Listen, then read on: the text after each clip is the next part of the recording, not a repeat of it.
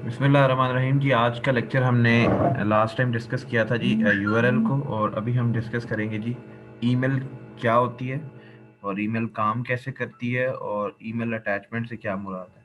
ठीक है जी। तो ये हम यहाँ से शुरू करते हैं। ईमेल स्टैंड फॉर क्या होता है जी? ईमेल का मतलब होता है इलेक्ट्रॉनिक मेल, यानी कि एक मेल जैसे आप खत भेजते हैं डाक खाने के थ्रू। जब आप खत भेजते हैं डाक खाने के थ्रू तो उसका मतलब ये होता है कि आप डाकिए के थ्रू खत भेज रहे हैं, यानी फिजिकल आपका खत जो है वो किसी तक पहुंच रहा है।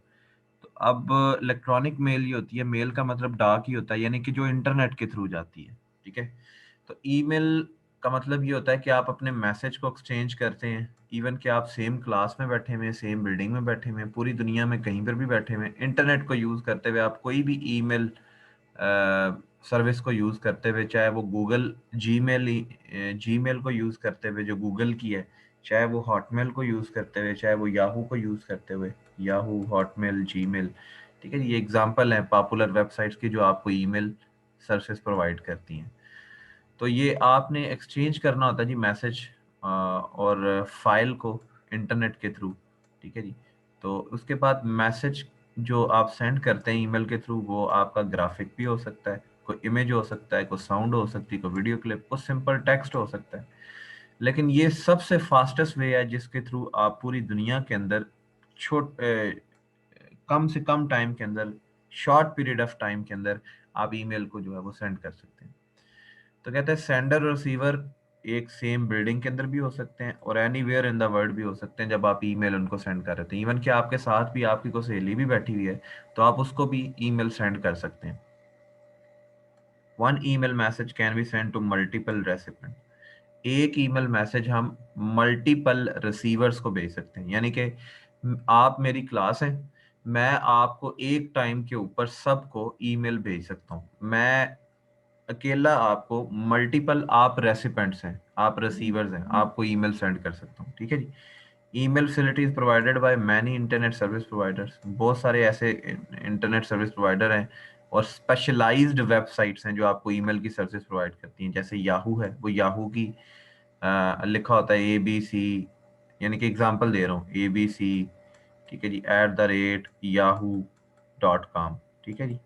इस तरह याहू की जगह आप कर लें abc.hotmail.com, abc@gmail.com। ठीक है जी। तो ये पॉपुलर वेबसाइट्स हैं जो आपको ईमेल की सर्विसेज को प्रोवाइड कर रही होती हैं। उसके बाद वर्किंग ऑफ ईमेल कैसे है? वो कहते हैं सबसे पहले जब आप ईमेल करते हैं ना, तो ईमेल का एक प्रोग्राम ओपन करते हैं, बिल्कुल, और उसमें फिर आप ईमेल को क्रिएट करते हैं। आप ईमेल को सेंड भी कर सकते हैं और रिसीव भी कर सकते हैं, और इसको हम ईमेल क्लाइंट भी बोलते हैं। ठीक है जी। यानी कि हम लोग जो है वो ईमेल सेंड करते हैं। हम लोग जो सॉफ्टवेयर यूज कर रहे हैं ईमेल को क्रिएट करने के लिए, सेंड करने के, रिसीव करने के लिए, वो बेसिकली ईमेल क्लाइंट कहलाता है। ठीक है जी। तो जब यूजर जो है वो ईमेल सेंड करता है तो वो ईमेल सर्वर के साथ कनेक्ट होता है। ठीक है जी। वो क्या करता है, ट्रांसमिट करता है copy of message to that server. एक जो उसकी जो मैसेज सेंड करना चाह रहा है उसकी कॉपी सर्वर को सेंड करता है। ईमेल सर्वर जो है वो एक होस्ट कंप्यूटर यानी कि सर्वर कंप्यूटर होता है इंटरनेट के ऊपर, जो यूज किया जाता है आपकी ईमेल को सेंड, यानी कि आप डायरेक्ट किसी को ईमेल नहीं कर रहे होते। आपकी ईमेल और आपका एड्रेस सर्वर के पास जाता है, सर्वर उस रिसीवर के एड्रेस को पढ़ता है कि वो कहाँ पर मौजूद है, फिर आपकी ईमेल की जो कॉपी आप उसको देते हैं वो उसको पहुंचाता है। ठीक है जी। तो समझ लें कि ईमेल सर्वर जो है वो डाकिए का काम कर रहा है। आपका खत जो है वो ईमेल सर्वर के पास जाता है, वो आगे सेंड और रिसीव कर रहा होता है। ठीक है जी। इंटरनेट के ऊपर ईमेल सर्वर क्या करता है, आपके मैसेज को रिसीव करता है, और आपका जो है जिस ईमेल सर्वर को आप फाइंड आउट करना चाह रहे हैं उसको फाइंड आउट करके वहां पर आपकी ईमेल को सेंड कर देता है। लेट्स से मैंने भेजा जी abc@yahoo.com, और मैंने जिसको ईमेल भेजनी है वो xyz@gmail.com है। अब मेरा ईमेल सर्वर था याहू। अब ये मेरा सर्वर उस ईमेल सर्वर को आपकी कॉपी भेजेगा जीमेल को, क्योंकि आप जीमेल को भेजना चाह रहे हैं। वो जीमेल का सर्वर उसमें से अपना एड्रेस ढूंढेगा और उस एड्रेस को आपका खत जो है, यानी कि आपकी जो डाक है, ईमेल है इलेक्ट्रॉनिक, वो उसको सेंड कर देगा। It connect to that server and transmit another copy of the message. तो ये सर्वर उसको एक और कॉपी जो है उस सर्वर को मुतलका सर्वर को भेजता है ताकि वो रिसीवर तक आपकी कॉपी जो है वो पहुंचे।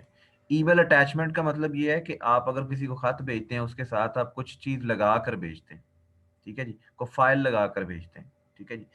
कोई डाक जब आप भेजते हैं ऑनलाइन तो उसके साथ कुछ भेजना, जैसे वीडियो, ऑडियो, डॉक्यूमेंट्स, स्प्रेडशीट, ये डॉक्यूमेंट्स के नाम है, आप उनको सेंड कर रहे होते हैं, ठीक है। स्प्रेडशीट हम एक्सेल की शीट भी बोलते हैं, ये हम पढ़ेंगे भी। डॉक्यूमेंट और स्प्रेडशीट वाला चैप्टर है वर्ड और एक्सेल, ठीक है जी। एक्सेल में, एक्सेल के लिए जो सॉफ्टवेयर यूज करते हैं उसको स्प्रेडशीट बोलते हैं। अच्छा, ईमेल मैसेज जो है कैन आल्सो भी कंटेन अटैचमेंट, ये इसके साथ अटैचमेंट भी होती है। अटैचमेंट एक ऐसा प्रोसेस है जिसमें आप जो है वो सेंड कर रहे होते हैं फाइल्स को ईमेल मैसेज के थ्रू, ठीक है। जो फाइल उसके साथ कनेक्ट होती है वो आप सेंड कर रहे होते हैं। एनी टाइप ऑफ फाइल जो है वो आप अटैच करके ईमेल के थ्रू भेज सकते हैं, कोई डॉक्यूमेंट है, कोई ऑडियो है, कोई वीडियो है, एटसेट्रा। तो ये ईमेल अटैचमेंट के अंदर, ईमेल के अंदर एक प्रोटोकॉल है जो आपको ये सारी सर्विस प्रोवाइड कर रहा है कि आप उसके साथ, ईमेल के साथ ये वाली फाइल्स को अटैच करके भेज सकते हैं, ठीक है। ये खुद ब खुद नहीं लेकर जा रहा, जब आप अटैच करते हैं तो वो एक प्रोटोकॉल है जो आपकी हेल्प कर रहा होता है। वो प्रोटोकॉल ईमेल के अंदर यूज होता है जिसको हम माइम बोलते हैं। ये एक इंटरनेट प्रोटोकॉल है जो सपोर्ट करता है ईमेल अटैचमेंट को, याद रखना, ठीक है जी। एमसीक्यूज में भी पूछा जा सकता है। तो कहते हैं it stand for multipurpose internet mail extension. MIME का, माइम स्टैंड फॉर क्या होता है जी? M for multiple, multipurpose, I for internet, M for mail extension. यानी कि ईमेल अटैचमेंट में कोई भी, किसी भी किस्म की मल्टीपर्पज कोई भी फाइल आ जाए, ठीक है जी, और उसको आप किसी भी एक्सटेंशन की फाइल आ जाए, क्योंकि आपकी हर फाइल है वो एक्सटेंशन के साथ एग्जीक्यूट होती है। वीडियो की एक्सटेंशन डिफरेंट होती है, डॉक्यूमेंट की एक्सटेंशन डिफरेंट होती है। तो इसको सपोर्ट करने वाला प्रोटोकॉल और इसको अटैच करवाने वाला प्रोटोकॉल, किसी भी किस्म की एक्सटेंशन की फाइल हो, मल्टीपर्पज फाइल हो, तो वो बेसिकली आपकी जो जिम्मेदारी सर अंजाम दे रहा होता है वो माइम प्रोटोकॉल होता है, ठीक है जी। तो डिफरेंट वेबसाइट्स आपको प्रोवाइड करती हैं different file size that contain attach with an email. हर फाइल का जो साइज होता है डिफरेंट है, कोई 5 MB की है, कोई 4 MB की है, कोई 10 MB की है। याहू आपको प्रोवाइड करता है कि आप मैक्सिमम कितने साइज की फाइल अटैच कर सकते हैं, 10 MB। और जिस तरह जी मेल है आपको, वो आपको कहता है जी आप 50 MB से ज्यादा फाइल जो है उसका साइज नहीं होना चाहिए फाइल का। अगर 50 MB से ज्यादा होगा तो वो आपको फाइल सेंड ही नहीं करने देगा। इस तरह अगर आपको याद हो तो आप व्हाट्सएप में भी कोई अगर ज्यादा MB वाली फाइल सेंड करे तो व्हाट्सएप वो सेंड नहीं करता, ठीक है जी। तो 50 MB वाली फाइल जो है वो नहीं सेंड कर सकते। इस तरह जो हॉटमेल है वो कहता है जी 100 MB से ज्यादा आप फाइल का साइज जो है वो अटैच नहीं करके भेज सकते किसी भी ईमेल सर्विस के थ्रू, ठीक है जी। तो हर एक जो ईमेल सर्विस है, याहू है, ठीक है जी, इस तरह हॉटमेल है, ठीक है जी, इनकी डिफरेंट मैकेनिज्म्स हैं कि वो अटैचमेंट साइज जो है, मैक्सिमम अटैचमेंट साइज कितना भेज सकते हैं, वो डिपेंड करता है आपके जो आपको सर्विस प्रोवाइडर है, आपको सर्विस प्रोवाइड कर रहा है ईमेल की।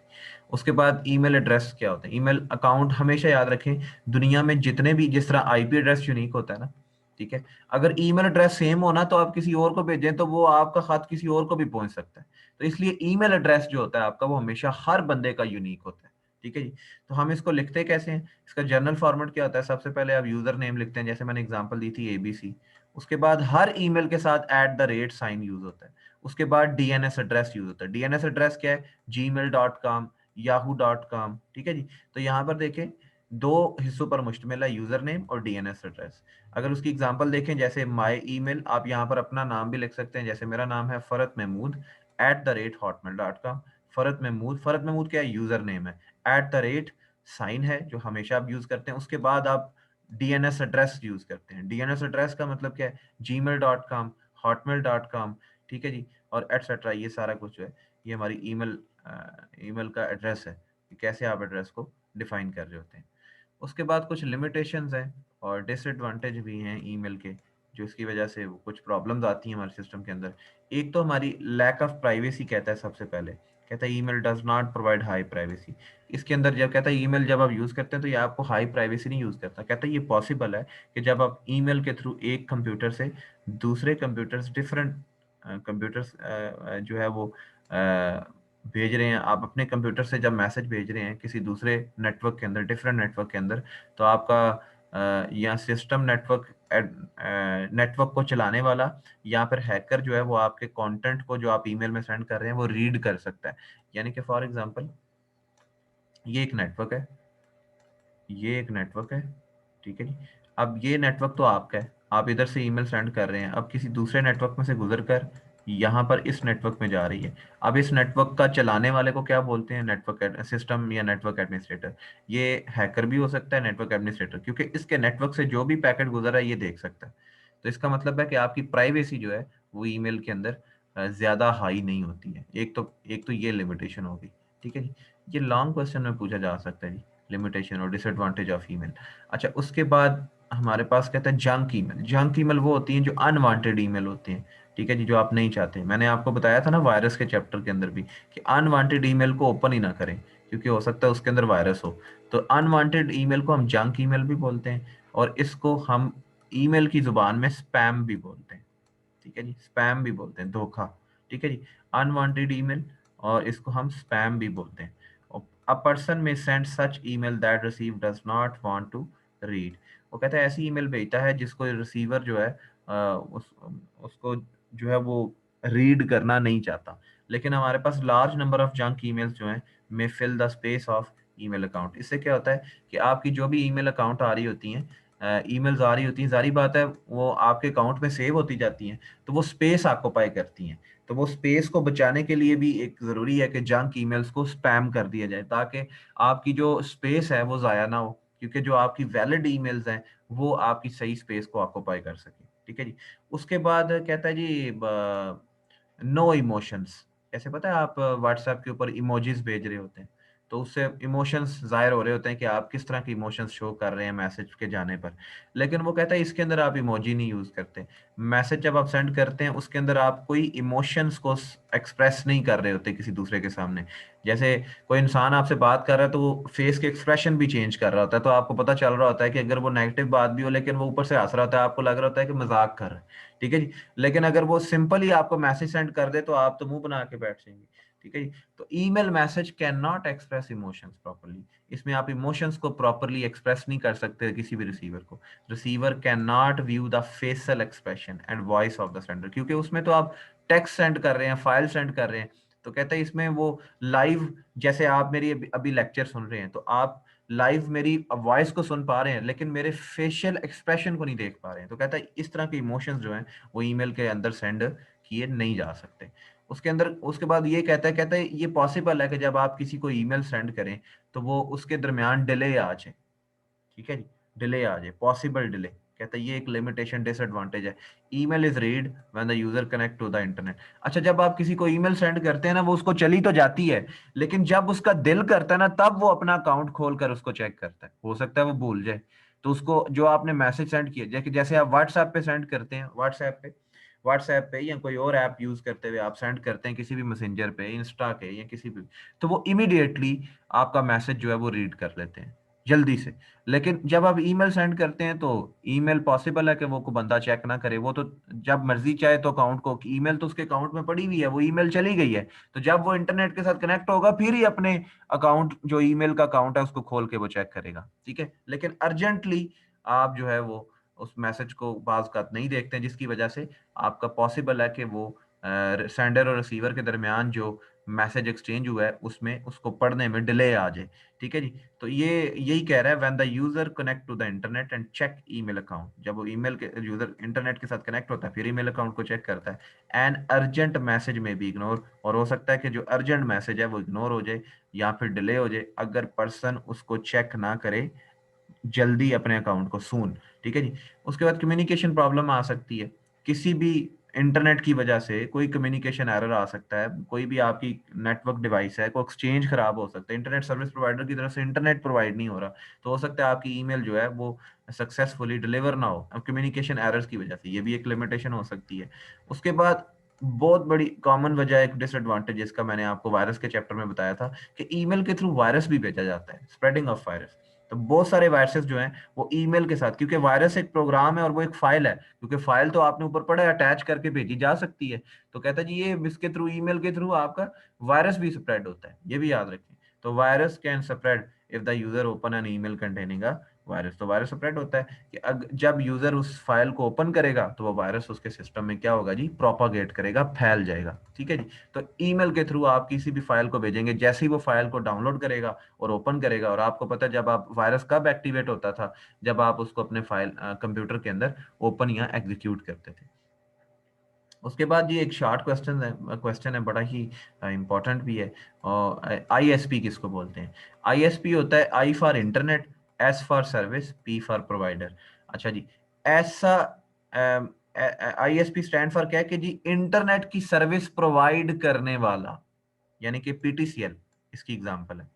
पीटीसीएल आपको इंटरनेट की सर्विस प्रोवाइड करता है। सारी बात है, आपके घर में जब वो लाइन लगा के जाते हैं, तार लगा के जाते हैं, उसके आगे मॉडेम लगा के जाते हैं, फिर आप इंटरनेट को यूज करते हैं, तो इसका मतलब है कि ये डिफरेंट सर्विस प्रोवाइडर वैसे एग्जिस्ट करते हैं, लेकिन सबसे बड़ा पाकिस्तान का सर्विस प्रोवाइडर पीटीसीएल है। ये एक कंपनी होती है जो आपको इंटरनेट के कनेक्शंस देती है, तो फिर आप इंटरनेट को यूज कर सकते हैं। ठीक है जी। फिर आप इंटरनेट के ऊपर कोई भी सर्विस है, आपने ईमेल करनी है, आपने कोई इंफॉर्मेशन सर्च करनी है, आप कर सकते हैं। ठीक है, तो याद रखें ISP stand for internet service provider, जो कि क्या है, एक कंपनी है। It is a company that provide internet connection, जो आपको इंटरनेट के कनेक्शंस प्रोवाइड करती है। और ये भी प्रोवाइड करती है एक सहूलत कि आप ईमेल भी कर सकते हैं। सारी बात है, इंटरनेट की सर्विस है, ईमेल तो कर सकते हैं। तो कनेक्शन जरूरी है आईएसपी से, ताकि आप इंटरनेट के साथ कनेक्ट होकर सर्विस को यूज कर सकें। तो अगर आपने ये चीज देखनी हो कि जो है वो कौन कौन से आईएसपी हैं, सबसे बड़ा तो पीटीसीएल है, वर्ड कॉल भी है, कॉमसेट भी है, वाई ट्राइब भी है। आप ये भी लिख सकते हैं, वाई ट्राइब भी है। ठीक है जी। एक और लिखना चाहते हैं वो भी लिख लें अपनी किताब पे, वाई ट्राइब भी है, और उसके अलावा वतीन भी है। These are the service provider जो हमें इस काबिल बनाते हैं कि हम इंटरनेट के साथ कनेक्ट होकर किसी भी सर्विस को यूज कर सकें, जो कि कंपनी है आपको कनेक्शन प्रोवाइड करती है, तो फिर आप यूज कर सकते हैं। ठीक है जी। उसके बाद ये difference between URL and website, ये पहले भी पढ़ा था, ऊपर पढ़ के आए हैं, हम फिर पढ़ लेते हैं इसको। कहता है यूआरएल एक वेब एड्रेस होता है जिसको हम यहाँ पर देते हैं, जिसको हम ब्राउजर के अंदर लिखते हैं, और वो किसी लोकेशन पे उसको लोकेट करता है, यूनिफॉर्म रिसोर्स लोकेटर। हर वेबसाइट का, हर वेब डॉक्यूमेंट का एक यूनिक यूआरएल होता है। ठीक है जी। जैसे ये इसकी टाइप है, ये इसका एड्रेस है, और ये उसके वेब पेजेस का उसके वेब पेजेस का नाम है। ठीक है जी। तो ये यूआरएल कहलाता है। उसके बाद वेबसाइट क्या है? तो कहता है वेबसाइट क्या होता है, कलेक्शन ऑफ रिलेटेड पेजेस। मैंने कल आपको बताया भी था, ओएलएक्स एक वेबसाइट थी, उसके अंदर मल्टीपल पेजेस थे, वो सारे पेजेस मिलकर एक वेबसाइट बना रहे हैं। तो वो पेजेस किसके थे? ओएलएक्स के। तो ओएलएक्स क्या है? वेबसाइट है। ठीक है। तो वो वेबसाइट के जो कलेक्शन ऑफ रिलेटेड पेजेस हैं, जो स्टोर होते हैं किसी कंप्यूटर में, वो कहाँ स्टोर होते हैं? वो कौन सा कंप्यूटर होता है जिसमें स्टोर होते हैं? भाई वेब सर्वर कल पढ़ा था, वेब सर्वर पे स्टोर होते हैं अराउंड द वर्ल्ड, और पूरी दुनिया में उसको एक्सेस किया जा सकता है। ठीक है जी, उसके एड्रेस से। ठीक है जी। ब्राउजर के अंदर आप उसका एड्रेस लिखते हैं, जैसे hec.government.pk। ठीक है जी। एच टी टी पी तो प्रोटोकॉल है ना। एच क्या करता है, आपको उस सर्वर के पास लेकर जाता है जहां पर उस वेबसाइट के रिलेटेड पेजेस क्या हैं, स्टोर हुए हुए हैं, और उसको इस एड्रेस के ऊपर जो वेबसाइट है उस सर्वर से लाकर आपके ब्राउजर के ऊपर डिस्प्ले करवाता है। ठीक है जी। तो ये जी शॉर्ट क्वेश्चन था, डिफरेंस बिटवीन यूआरएल और वेबसाइट, बड़ा इंपॉर्टेंट शॉर्ट क्वेश्चन है।